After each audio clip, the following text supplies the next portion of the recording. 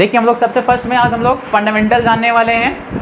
Fundamental में पहले आपको कि ऑलरेडी पहले बता चुके हैं कि आपका व्हाट इज़ कंप्यूटर क्या होता है, आपका कंप्यूटर कौन सा वर्ड समझता है, और फादर ऑफ द कंप्यूटर बता चुके हैं, उसका फिर मदर ऑफ द कंप्यूटर को बता चुके हैं। आज हम लोग जानेंगे कि कंप्यूटर जो आपका है मतलब वर्क कैसे करता है, फंक्शन ऑफ कंप्यूटर। ठीक है, कंप्यूटर काम कैसे करता है।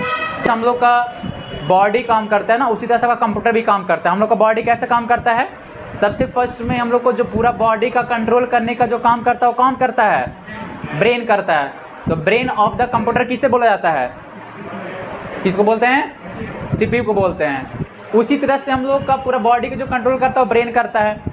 जैसे हम लोग का बॉडी क्या है कि कहीं पे हम लोग का कुछ भी होता है, पैर में से चींटी काट लिया, चाहे कहीं पे चोट लग गया, तो सबसे फर्स्ट हम लोग क्या होता है कि ब्रेन के पास इंफॉर्मेशन जाता है, उसके बाद हम लोग को फील होता है कि मतलब क्या हुआ है। तो उसी तरह से कंप्यूटर में लोग कुछ भी वर्क करते हैं ना, तो सारा इंटरेक्शन जो जाता है वो आपका जाता है सीपीयू के पास। ठीक है, उसके बाद फिर हम लोग को मॉनिटर के पास आउटपुट दिखाता है कि क्या आप वर्क किए हैं। तो सबसे फर्स्ट में हम लोग कोई भी क्वेश्चन करता है आपको से, ठीक है, तो हम लोग का जो ब्रेन है ना सबसे फर्स्ट में डाटा कलेक्शन करने का काम करता है। देखिए यहाँ पे लिखे हैं डाटा कलेक्शन। तो कोई भी आपसे कुछ भी बोलता है, कोई क्वेश्चन ही किया, कोई बात ही बोला, तो हम लोग का जो माइंड है ना वो सबसे फर्स्ट में वो बात को कलेक्शन करने का काम करता है। तो माइंड में स्टोर होता है, और स्टोर नहीं अगर होगा तो हमको याद ही नहीं रहेगा कि आप बोला क्या नहीं बोला, ऊपर ऊपर से आपका बाउंस कर जाएगा। तो सबसे फर्स्ट में हम लोग बात को क्या करते हैं, कलेक्शन करने के बाद हम लोग का माइंड में स्टोर होता है। स्टोर अगर नहीं होगा तो कुछ भी आपको याद ही नहीं रहेगा। उसके बाद फिर हम लोग उसके बारे में लोग सोचते हैं कि उसका आंसर क्या होगा। उसका भी सोचने के बाद फिर उसका जो आंसर आता है एज ए बोल करके हम लोग आउटपुट देते हैं। तो उसी तरह से हम लोग कंप्यूटर भी काम करता है। जैसे कंप्यूटर में कुछ भी आप इंटरेक्शन कंप्यूटर करके दिए हैं, कुछ भी आप लिखते हैं, तो सबसे फर्स्ट में सीपीयू है ना जो कलेक्शन करने का काम करता है। कुछ भी आप टाइप कर रहे हैं या कुछ भी उसको इंटरेक्शन दिए, तो सबसे फर्स्ट में सीपीयू है जो कलेक्शन करने का काम करता है। कलेक्शन करने के बाद फिर क्या होता है कि सीपीयू का स्टोरेज होता है। स्टोर होने के बाद सीपीयू में काफ़ी प्रोसेसिंग होता है। प्रोसेसिंग के बाद फिर जो भी आपका रहता है इन्फॉर्मेशन एज ए आउटपुट आपका जो मॉनिटर आता है वो मॉनिटर पर आपको दिखाने का काम करता है। तो इस तरह से कंप्यूटर जो है आपका वर्क करता है। एक डायग्राम से भी आपको हम बताएंगे यहाँ पे कि कंप्यूटर जो है आपका वर्क कैसे करता है। तो सबसे फर्स्ट में देखिए यहाँ पे आपका जो है ना रॉ डेटा, मतलब कि चलिए कुछ भी हम लोग लिख लेते हैं। ठीक है, जैसे यहाँ पे लिखा नाम इज ए गुड बॉय। तो हम लोग जो इंटरेक्शन देते हैं कंप्यूटर को हम लोग किस चीज़ से देते हैं, कीबोर्ड से देते हैं या फिर माउस से देते हैं। तो कीबोर्ड या माउस क्या चीज़ है, आपका इनपुट डिवाइस है। इनपुट से हम लोग इंटरेक्शन देने का काम करते हैं ना। ऐसा तो नहीं होता कि हम लोग डायरेक्टली कुछ पे हम लोग टाइप कर देते हैं, यहाँ पे डायरेक्टली यहाँ पे हम लोग लिख देते हैं, लिखा जाता है। नहीं, हम लोग कीबोर्ड से कि इंटरेक्शन देते हैं। तो सबसे फर्स्ट में डाटा कुछ भी यहाँ पे हम लोग लिखें तो लिखते हैं लोग हैं कीबोर्ड से या फिर माउस से कुछ हम लोग वर्क करते हैं। तो इनपुट है कि इंटरेक्शन दी यहाँ पे हम लोग सीपीयू में, तो सीपीयू का प्रोसेसिंग हुआ। प्रोसेसिंग होने के बाद फिर जो भी आपका इंटरेक्शन आता है एज ए आपको मॉनिटर पे आउटपुट दिखाने का काम करता है। ठीक है, तो यहाँ पर देखिए यहाँ पे डायग्राम दिया हुआ है। डायग्राम से भी आप समझ सकते हैं।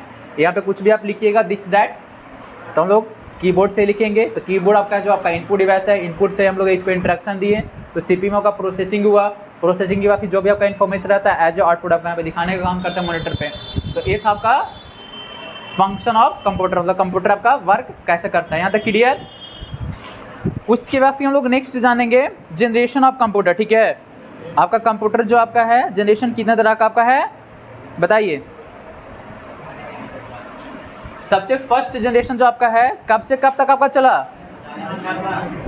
फर्स्ट जनरेशन का कंप्यूटर कब से कब तक चला आपका 1940 से लेकर के 1956 तक।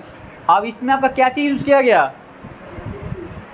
फर्स्ट जनरेशन जो कंप्यूटर था आपका कैसा था और कैसा आपका वर्क करता था, और ये जो आपका था कौन सा इसमें लैंग्वेज यूज़ किया गया था और किस चीज़ का यूज़ किया गया था, ये हम लोग चलिए जानते हैं। तो सबसे फर्स्ट जनरेशन का जो कंप्यूटर आपका है ना वो आपका कब से कब तक चला, 1940 से 1956 तक। अब देखिए यहाँ पे लिखा हुआ है the first generation of computer were purely electronic, it is of large size of a hall space.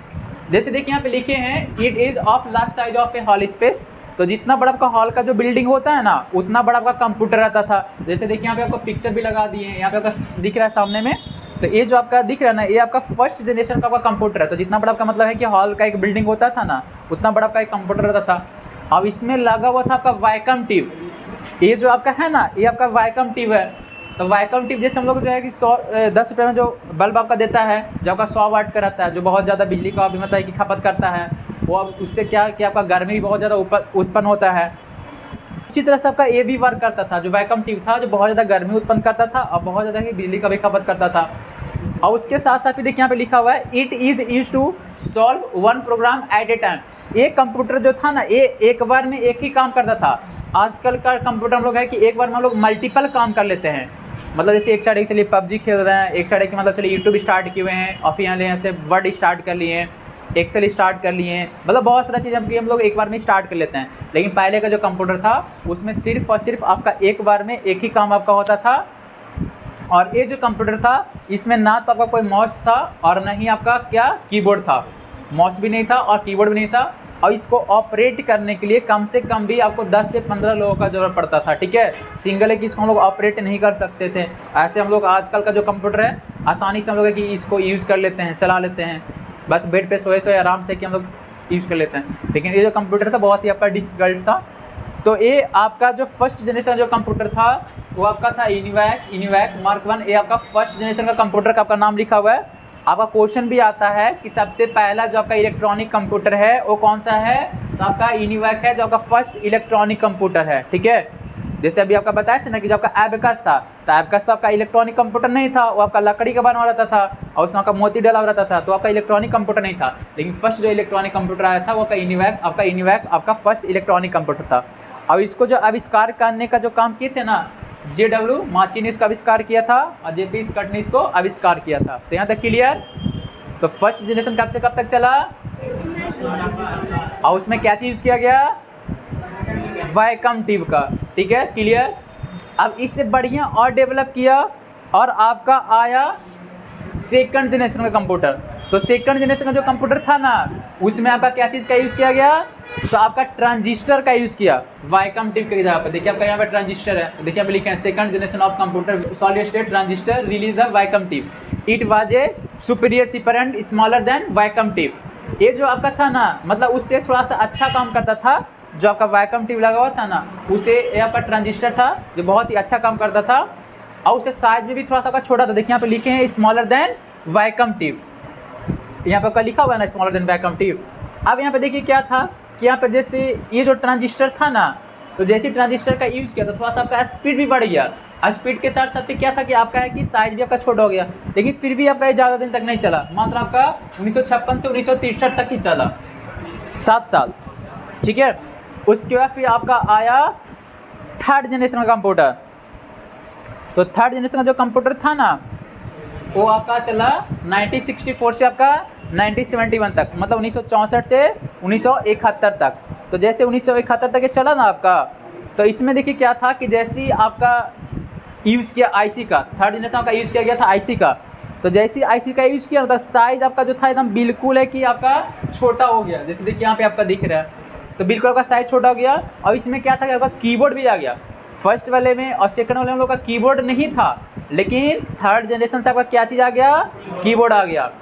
और ये जो कंप्यूटर था इसमें क्या चीज़ का यूज़ किया गया था, तो आईसी का यूज़ किया गया था।